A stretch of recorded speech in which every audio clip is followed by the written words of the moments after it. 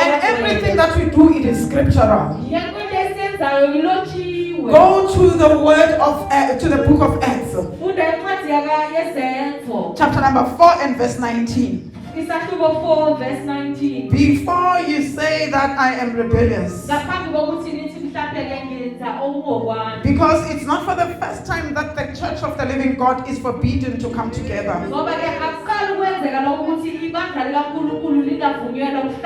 It happened before, and the believers had to turn to God. And these are the people who walked with Jesus. These are the people who are performing mighty miracle signs and wonders. That when they came together, they were imprisoned. But what we see is them coming out of prison and going to preach the gospel of truth. So before you accuse me of being rebellious, see what the word of God says in this book of Acts chapter number 4 and verse 19. And it reads like this. But Peter and John answered them. And I want you to note that Peter and John are answering. They had just been released from prison and they have been whipped and they've been told that never ever preach in this name again.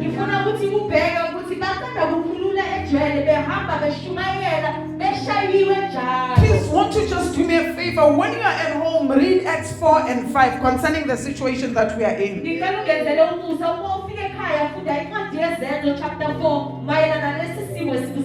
And the word says, but Peter and John answered and said to them, whether it be right in the sight of God to listen to you, to listen to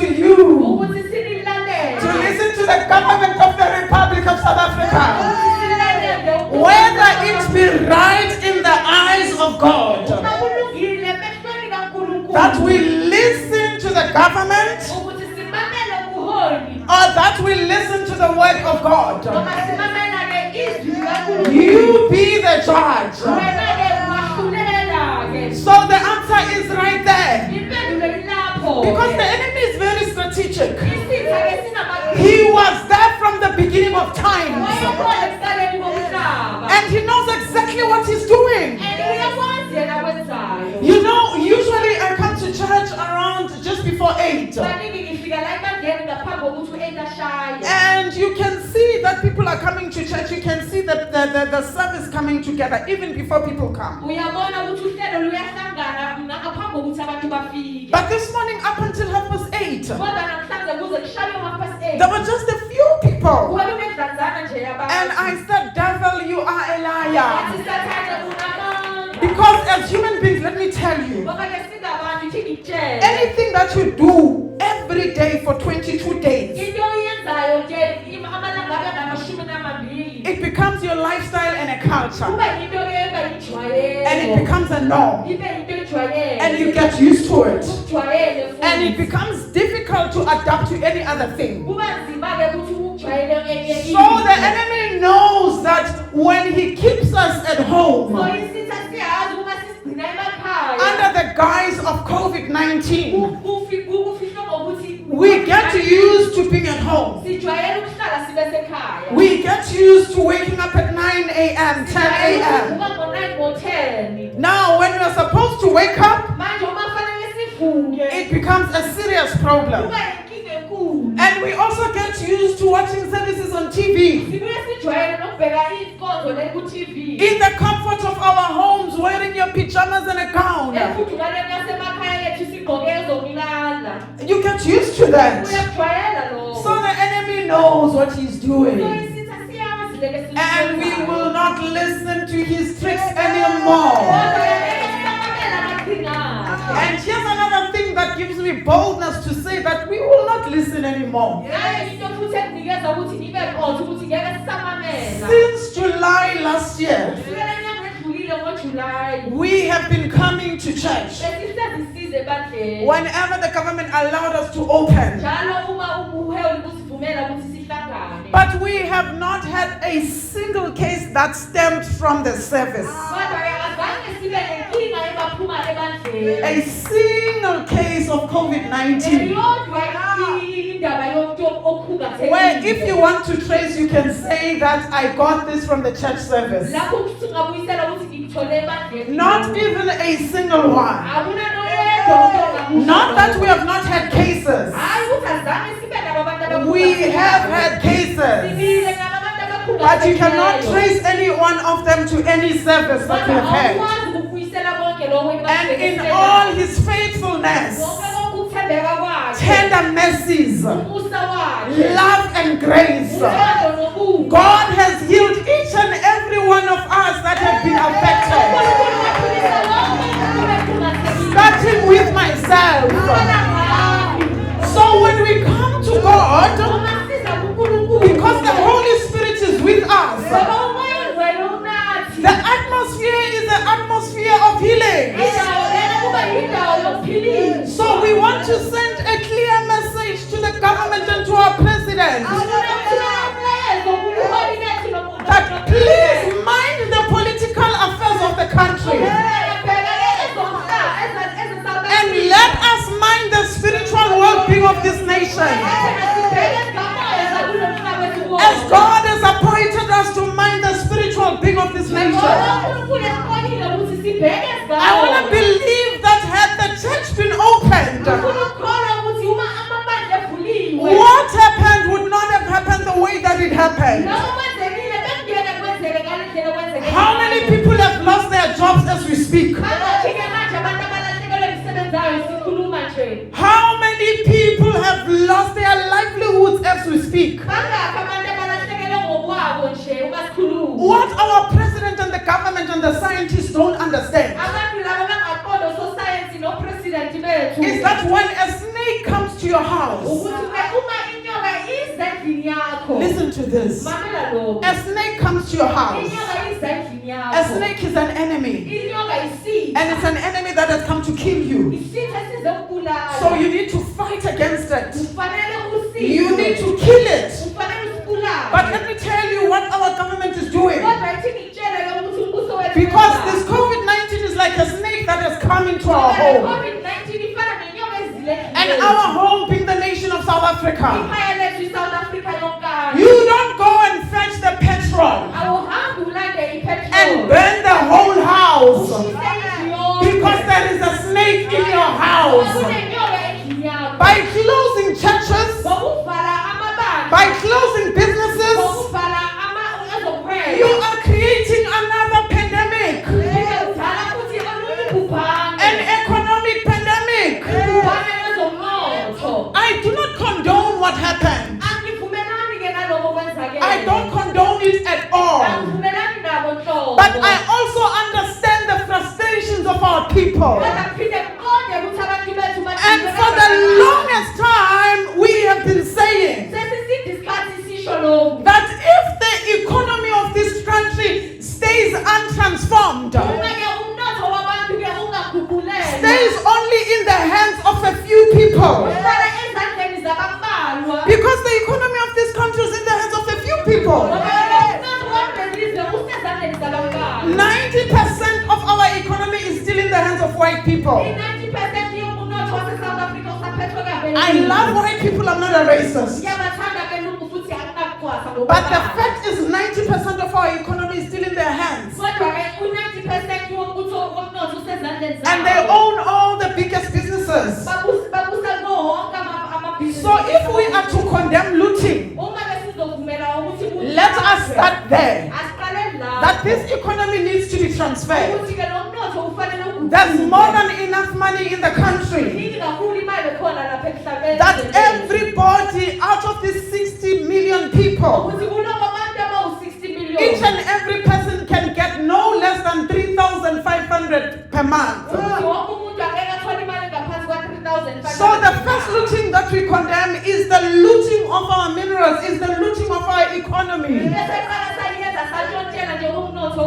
The second looting, it is the looting of government officials. It is the looting of businesses. collusion with the politicians, government officials, and business.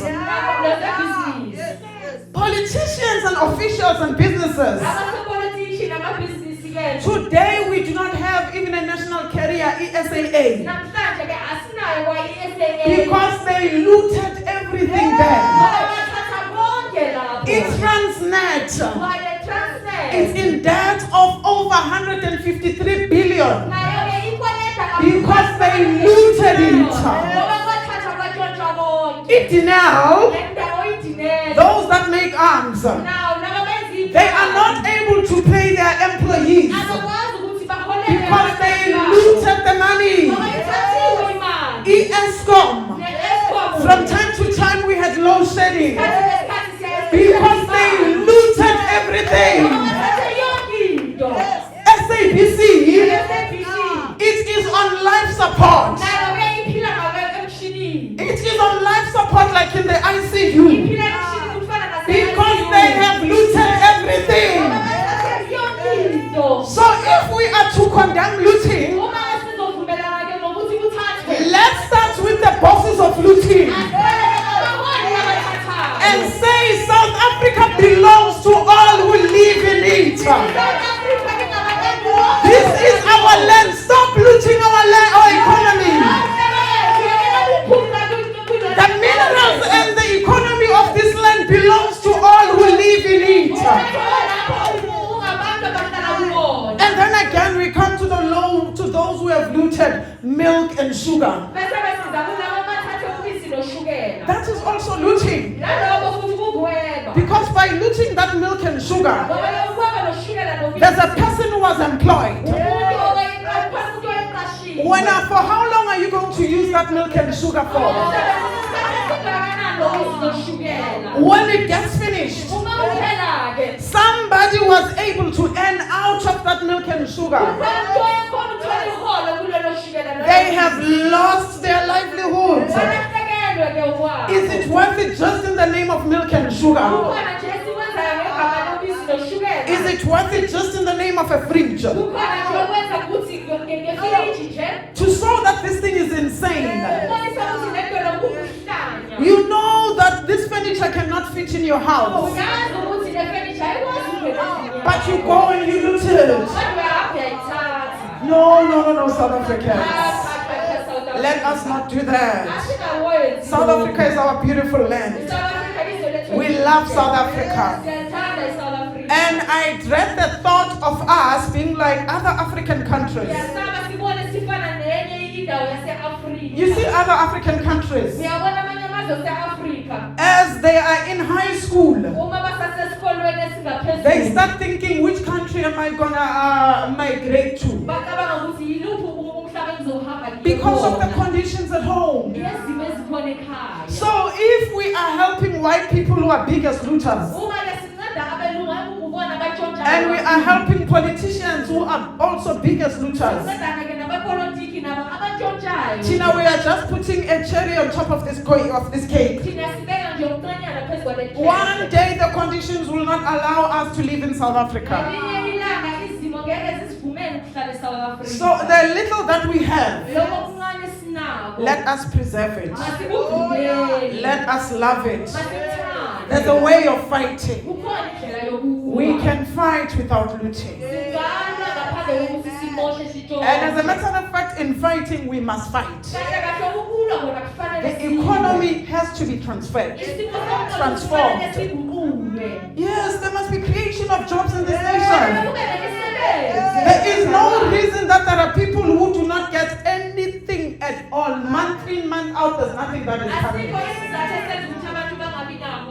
No, not when our budget is over 3 trillion. 3 trillion. It's the budget of the whole nation, of the country. So we need to fight. But in fighting, we must use our minds. So that as we continue to fight, one day when we win, because I want to believe that in winning we will win, there's no two way about it. nation. There's just something about South Africa that I think God likes. You see, in 1994, it was expected that we are going to have a civil war. But also, there was a spirit behind that. And believers rose up. And they stood in the gap for the nation. And they bound that spirit of violence. And to those who are in the know, they said that that spirit was transferred to Rwanda. And as a result, we all know about the Rwandan genocide. And the Rwandan genocide, it started because of tribalism. Wherein in 6 months' time, 2 million people were killed. South Africans, let us be South Africans. Look at me and see a fellow South African. When I look at you, I must see a fellow South African. The enemy is deep and is very strategic. You see this thing of Zulu, this Xhosa, that, whatever that. The enemy understands the warfare.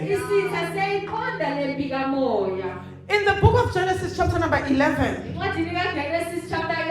the people were united and they became so strong.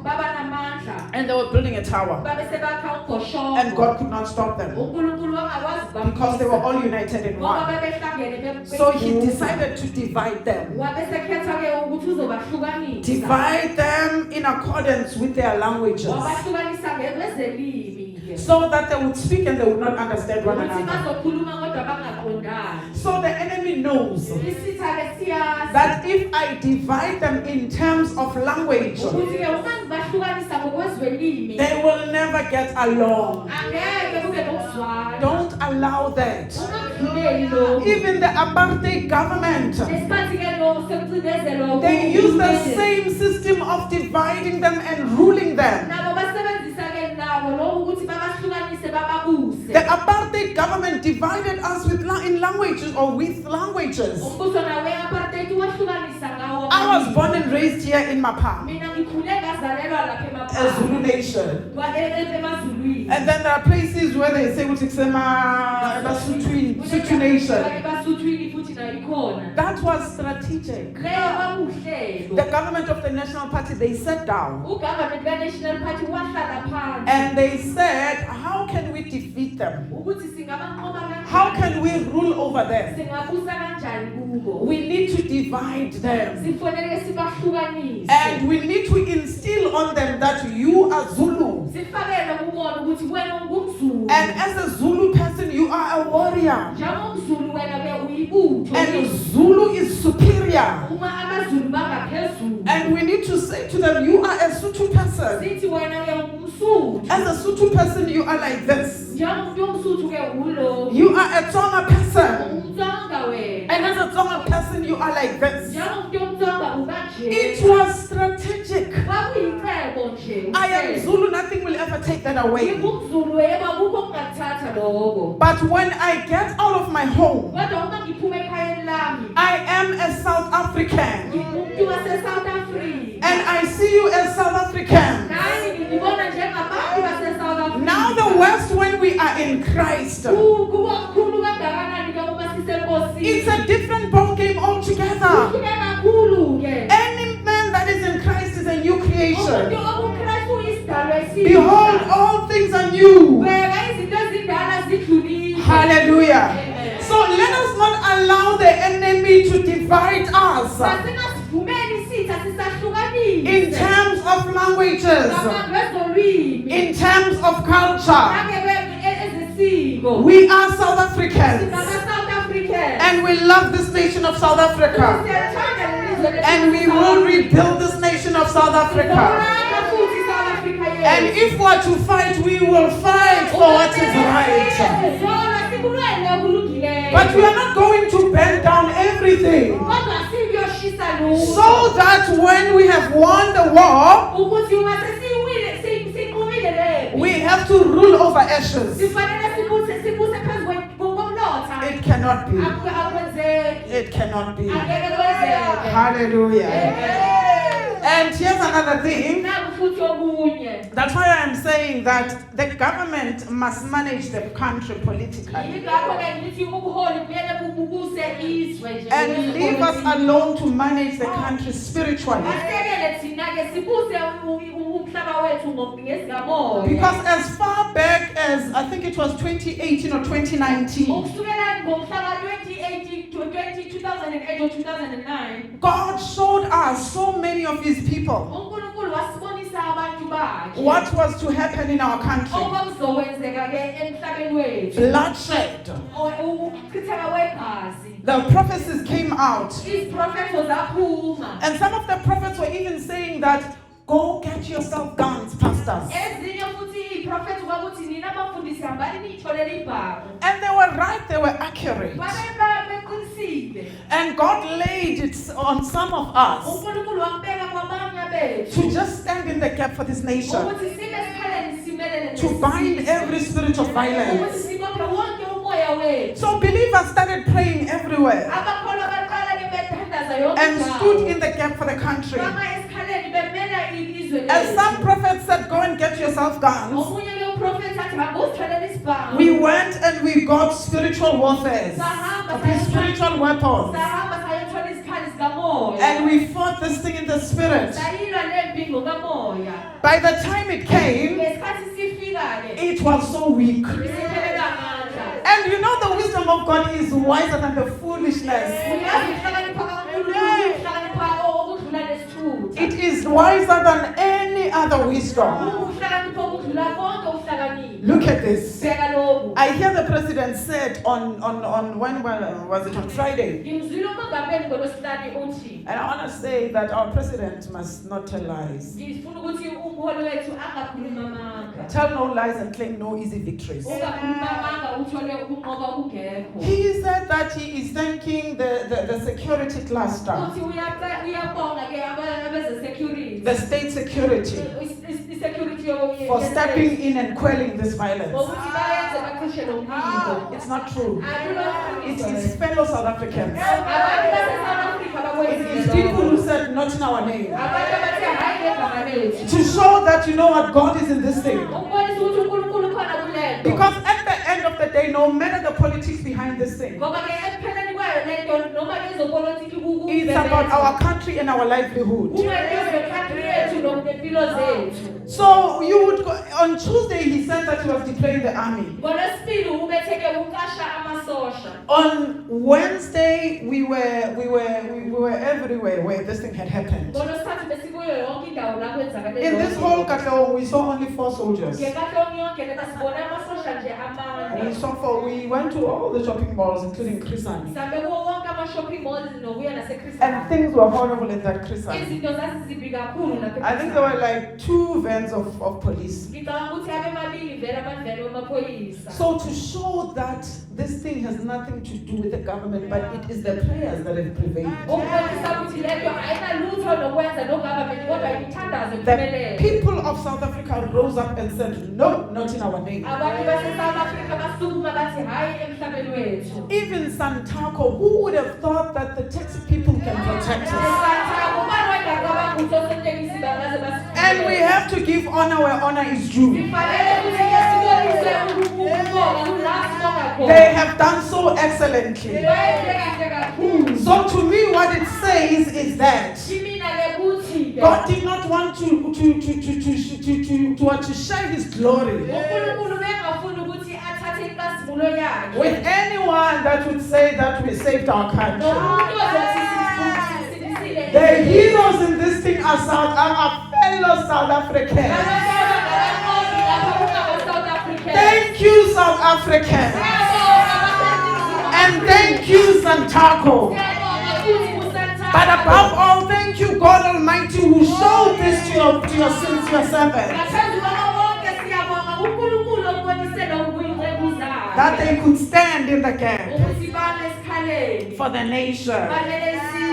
Hallelujah. Amen. So we need to continue to pray Siyadinga ukuthi siqhubeke sithandaze. because now it is time, and I'm going to talk about that. It is time to rebuild. Ngoba manje isikhathi sokuthi siphinde sakhe. We have to rebuild our land, our nation. Sifanele siphinde sisakhe isizwe sethu. Hallelujah. Amen. The word in the book of Zechariah, chapter number 9, Izwi kwincwadi kaZakaraya chapter 9 and that is verse 12.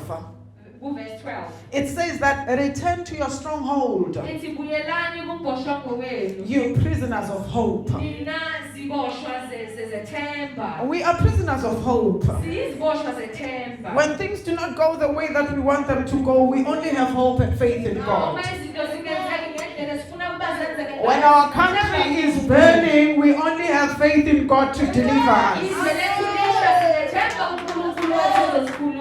When the biggest looters are looting our economy, we have only hope in God.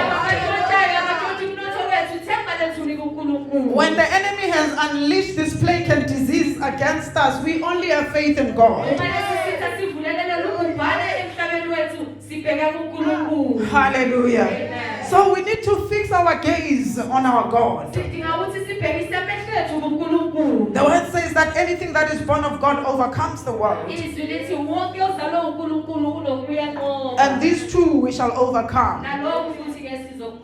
And it continues to say that turn you to your stronghold, you prisoners of hope. Even today I declare that I will restore you. And I will give you a double portion of your former prosperity.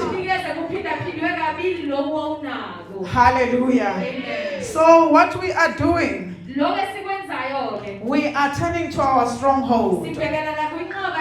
And we stand in the gap continually. And we are saying, no, never. You will not have South Africa. This thing does not need political solution. Because it's not even cooked politically. It's a long story.